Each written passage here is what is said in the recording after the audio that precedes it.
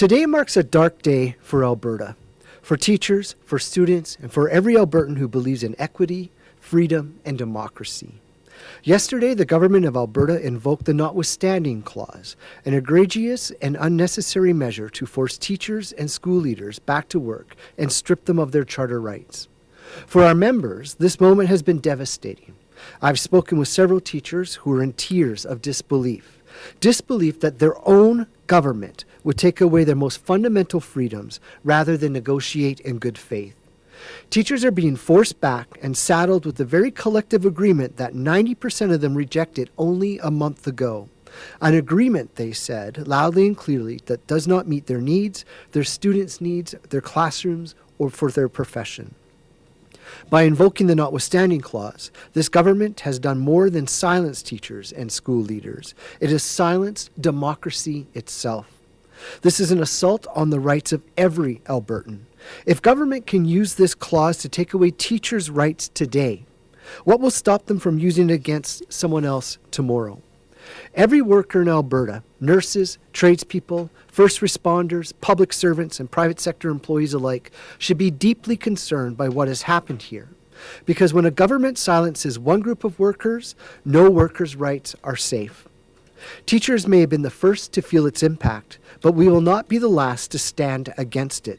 Across this province, Albertans who value fairness, freedom, democracy are coming together to say, enough. This government's assault on workers' rights has only united us. Teachers will comply with the law, but make no mistake, compliance is not consent. The association will fight this abuse of power with every tool the law provides and every ounce of conviction we possess. We will pursue every legal avenue in every forum to reclaim the rights and freedoms this government has torn away. We will challenge this legislation in the courts, in our communities, and the very conscience of Albertans. While the government may have ended the strike, they have not ended the crisis in Alberta's classrooms. Our schools will reopen tomorrow, but the same overcrowded classrooms, the same lack of supports, the same underfunding will still be waiting for teachers and students. Nothing in Bill 2 changes that reality. Tomorrow, teachers who walk back into those schools will not be the same ones who left. They have seen what this government is capable of, and they will never forget. The last 22 days of teacher advocacy has sparked a province-wide movement. The overwhelming show of support from Albertans from all corners of the province is unprecedented. Teachers' historic collective action has had a great change. Because of their courage and their dedication, the government has been forced to resume collecting class size data, something they stopped doing in 2019 because it revealed the growing cracks in Alberta's public education system. They have been compelled to acknowledge, at last, that class size and complexity matter. They have begun making promises to investigate to address class size and complexity. We expect as an association to be full partners in this newly announced task force.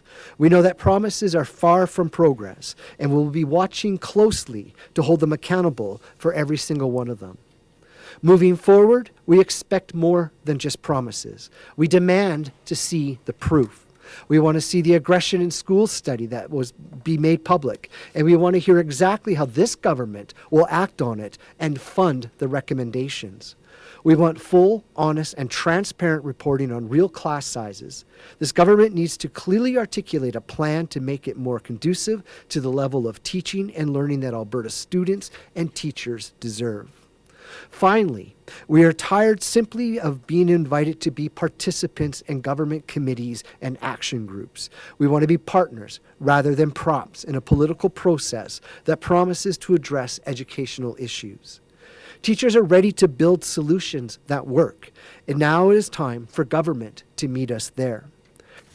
The government may have used the law to silence teachers, but history remembers those who have stood for justice when this was the hardest thing for them to do.